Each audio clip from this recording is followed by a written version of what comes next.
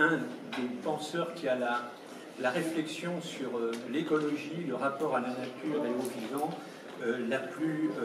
à la fois la plus holistique et la plus globale, et en même temps que vous conjuguez avec une technicité par rapport à votre connaissance des écosystèmes naturels, et puis aussi les dimensions politiques, puisque vous êtes engagé dans les campagnes européennes et même spirituelles. Vous êtes philosophe, auteur de nombreux ouvrages sur la pensée écologique, avec comme domaine de recherche l'éthique du développement durable, le principe de précaution, l'économie de la fonctionnalité, les modes de vie et capacités collectives, et les mutations nécessaires pour faire advenir de nouveaux rapports entre l'homme, la nature et la spiritualité.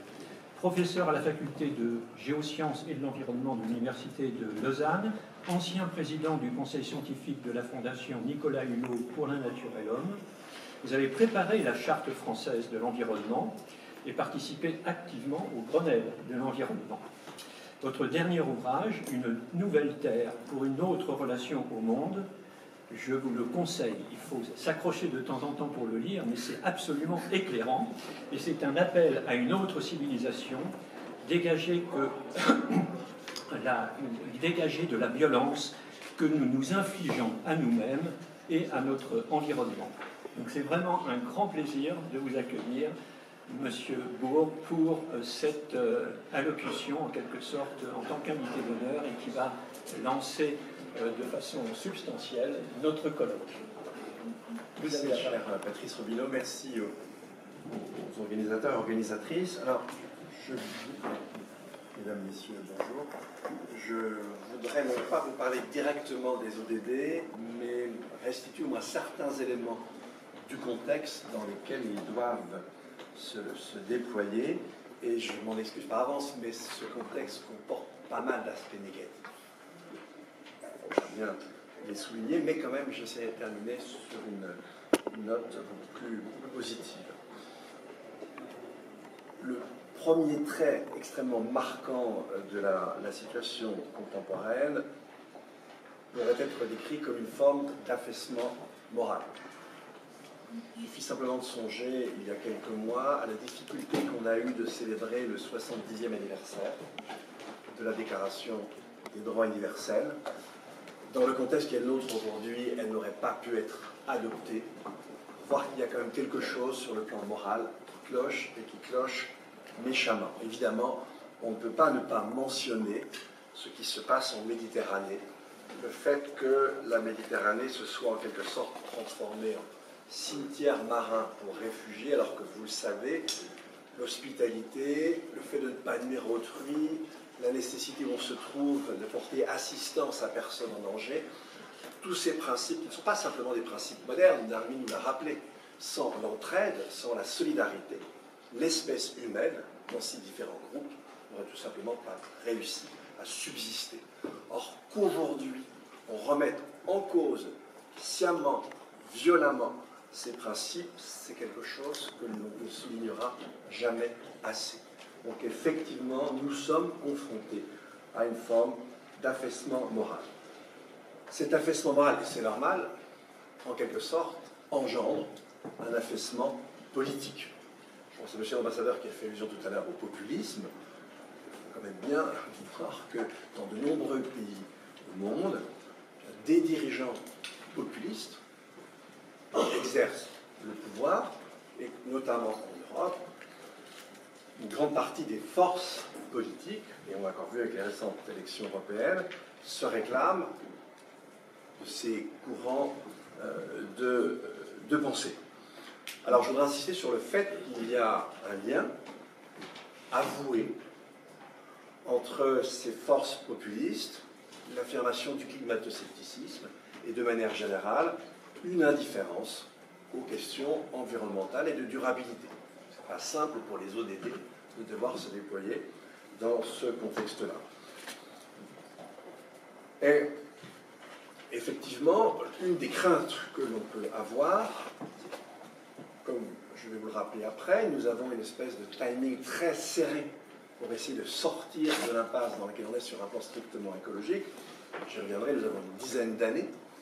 Il est clair que la présence de ces forces sur l'échiquier politique ne va pas faciliter la tâche qui est la nôtre à l'échelle de l'humanité, à l'échelle globale.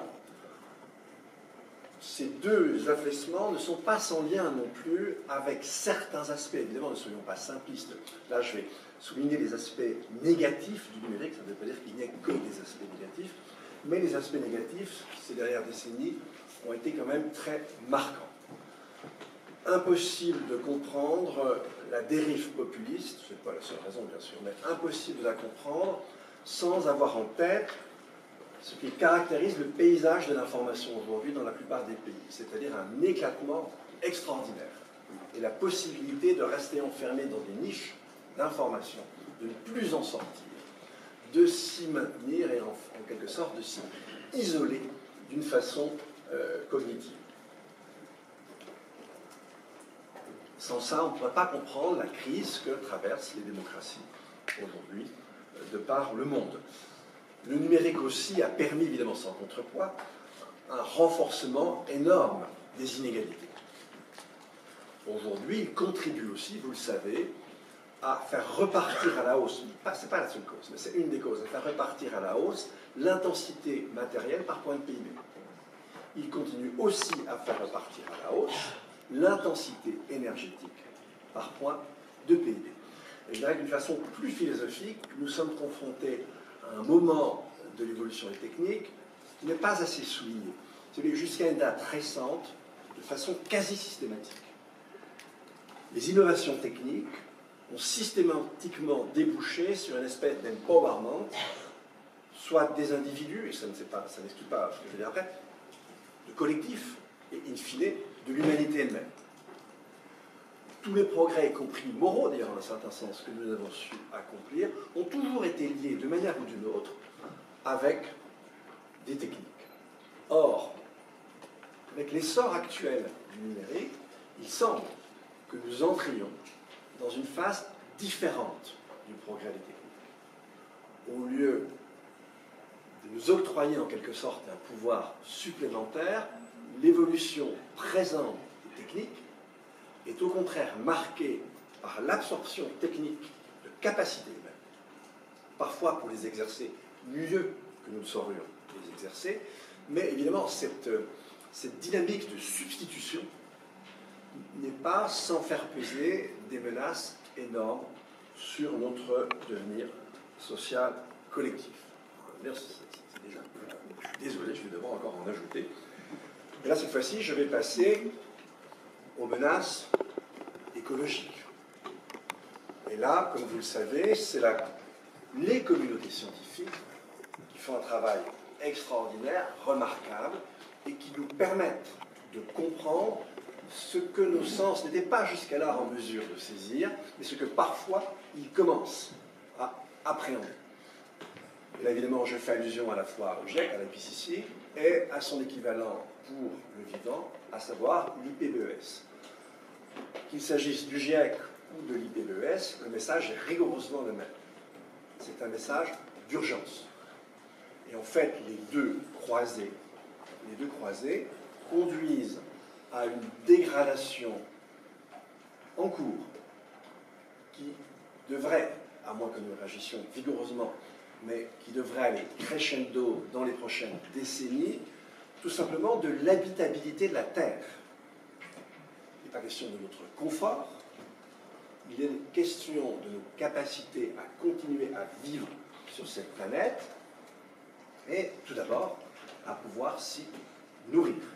Il était fait allusion tout à l'heure, effectivement, par exemple, à la progression, enfin plutôt à la diminution du nombre des extrêmes pauvres sur Terre. Et vous savez que depuis quelques années, et pour des raisons climatiques, la part de la population qui n'est plus en capacité de pouvoir se nourrir croît à nouveau.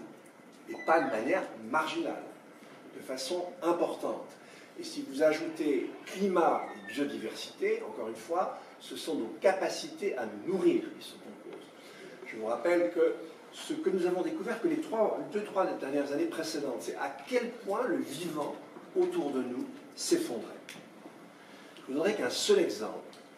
C'est un article assez récent où on a repris des mesures d'arthropode, c'est-à-dire d'être vivant articulé, à la fois au sol et dans la canopée, dans une petite région de Porto Rico, dans la forêt tropicale, la forêt de Titilo. Et en fait, en moins de 3 décennies, les prises d'arthropodes au sol ont diminué de 98, de 98%. Dans la canopée, de 78%. Récemment, le ministère, je pense que c'était plus le ministère de l'Agriculture, le ministère de l'Environnement britannique, a indiqué le nombre de récoltes sur lesquelles on pouvait encore compter avec l'état des sols britanniques. On en est là. Et ce n'est pas moi qui vous le dis, ce sont évidemment des milliers de chercheurs. Et on a parfois l'impression que seule la jeunesse du monde, parce que dernièrement c'était dans 133 pays que vous avez eu des manifestants jeunes pour le climat, et ils n'oublient jamais le vivant, la biodiversité. Ça c'est très important. Je vais faire juste allusion à un petit comité hier où je me suis retrouvé avec de collégiens et collégiennes genevois, où l'un d'entre eux a dit « Ma génération », écoutez bien ça, c'est quand même assez extraordinaire, « Ma génération n'hésitera pas à se sacrifier pour sauver le vivant sur Terre. » Avoir 16 ans, 17 ans aujourd'hui à Genève, c'était capable de prononcer ce genre de phrase. En d'autres termes, alors que ma génération se projetait dans un avenir professionnel, eux s'inquiètent quant à leur capacité de continuer à vivre sur Terre. C'est quand même une interpellation très forte vis-à-vis des adultes. Alors, je vais fournir une certaine forme d'éclairage un peu philosophique, c'était assez prétentieux, vous verrez bien, je suis sur pièce, mais en tout cas, j'ai vraiment l'impression qu'on se trouve dans une situation, par certains côtés, pourquoi il s'agit d'analogie, par certains côtés, disons, analogue à ce qu'on a connu dans les années 30, mais à condition d'avoir comme prisme d'analyse le dernier ouvrage de Simone Weil. Que disait-elle dans Le Racinement? Eh bien que ce qui avait caractérisé le nazisme, et des historiens après, Geffrayer, Chapoutot, etc., Timothy Snyder, ont conforté son jugement. C'est d'avoir en quelque sorte fait divorcer la veine technique et scientifique de la modernité de la veine beaucoup plus étroite, la veine humaniste. Et j'ai bien peur que ce soit quelque chose de cet ordre-là que nous soyons en train de vivre. Mais il y a quelque chose de plus profond derrière, si vous voulez. C'est que tous ces dégâts que nous constatons, par certains côtés, évidemment, il ne faut pas non plus être simpliste, mais par certains côtés, ce sont les fruits négatifs, en fin de course en quelque sorte, de ce que fut la modernité. La modernité, née en Europe, fin 16e, début 17e, indissociable de l'avènement de la science moderne.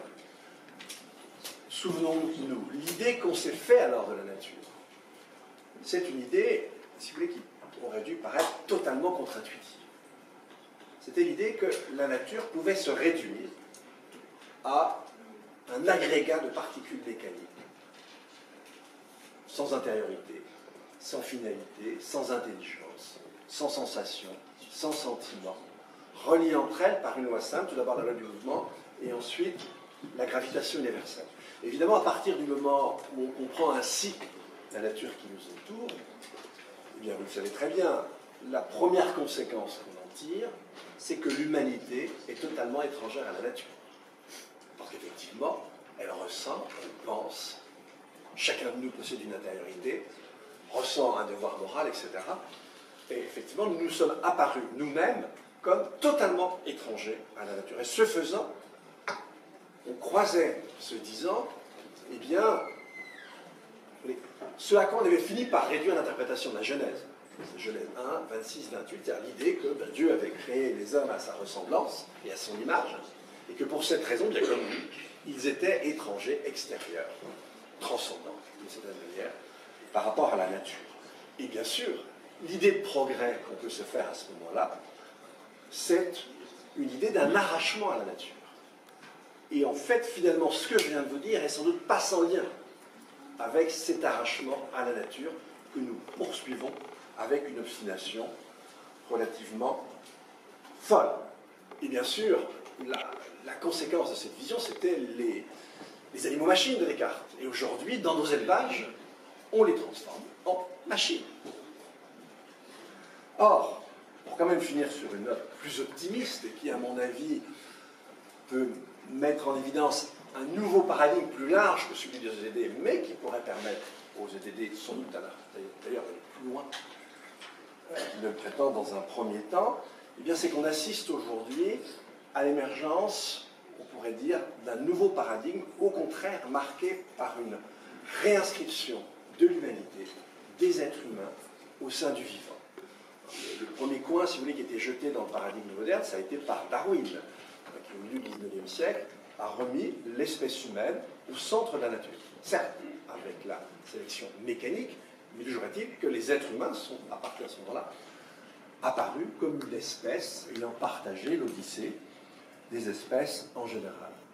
Dans la seconde moitié du siècle dernier, c'est d'autres disciplines scientifiques. Ce sont les travaux en éthologie qui ont complètement fait exploser l'idée classique, alors encensée par les modernes, mais classique, d'une partition en termes de nature et non pas de degré entre les animaux humains et les autres animaux. En fait, tout ce qui nous apparaissait comme appartenant en propre à la condition humaine, le langage, la culture, le sentiment moral, etc., le maniement des outils, eh bien, chacun de ces critères qui nous apparaissaient comme devant séparer, comme deux genres étrangers l'un à l'autre, l'humanité de l'animalité, ont volé en éclats. Toutes ces fonctions sont, à des titres divers, mises en œuvre par le vivant animal. Et depuis une quinzaine d'années, il existe une révolution en termes de biologie végétale qui nous montre que le vivant, les plantes, n'est pas simplement la base de l'édifice vivant, mais n'est pas du tout une espèce de sous-vivant. Vous avez tous en tête l'adjectif végétatif, avoir une vie végétative. Eh bien, sachez-le, les plantes ont une vie tout sauf végétative. En fait, elles exercent toutes les grandes fonctions du vivant, y compris une certaine forme d'intelligence, ce sans quoi il n'y aurait pas d'adaptation des plantes à un contexte changeant, ce sans quoi elles ne pourraient pas communiquer entre elles, elles ne pourraient pas mettre au point les stratégies pour attirer les prédateurs de leurs prédateurs, etc. Et donc il ressort de tout ça qu'il y a une unité fondamentale entre nous autres, les êtres humains, et le vivant. Et on prend conscience de cette unité, je dirais presque au moment théâtralement ultime, le moment où il faut se dépêcher de sauver le vivant. Hein, la biodiversité, c'est un peu comme un jeu de cartes, on les retire les unes après les autres, on ne cesse d'en retirer, et à un moment donné, le jeu va s'effondrer. C'est donc important que ce paradigme, si vous voulez, arrive à ce moment-là.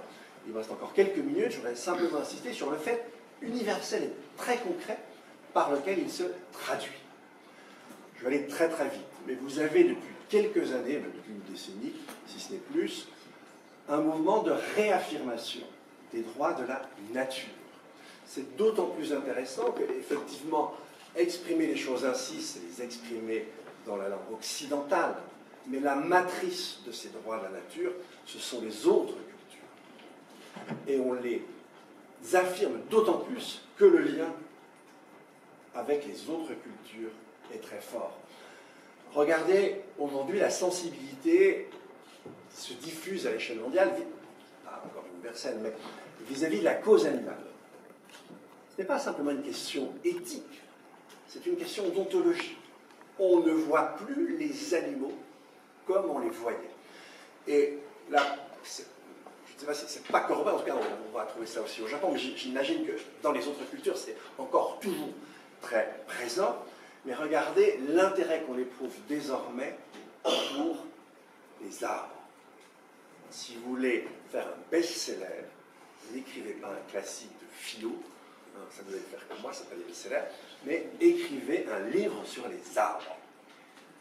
Il y a une vogue, regardez aujourd'hui, une pratique assez récente, ça veut dire, comme la pratique japonaise de la sylvothérapie est en train d'arriver en Europe, et elle est déjà présente notamment aux États-Unis. Donc il y a un mouvement très fort, et cela se traduit aussi, par exemple, par une technique comme la permaculture. La permaculture, c'est une sorte de synthèse entre des savoirs ancestraux et l'écologie scientifique la plus moderne et la plus sophistiquée. Et aujourd'hui, vous retrouvez sur la scène mondiale à la fois une encyclique comme celle, et je m'arrêterai là, comme celle du pape François, qui revient à ce qu'on appelle le panenthéisme, c'est-à-dire l'idée que Dieu est présent dans la nature, et en même temps, vous avez en Europe une espèce de résurgence et de réaffirmation d'une certaine forme d'animisme et du chamanisme. Il y a bien aujourd'hui une révolution paradigmatique pour, et peut-être nous aidera-t-elle à arrêter le rouleau compresseur qui est en train de détruire nos conditions de vie. Je vous remercie pour votre patience.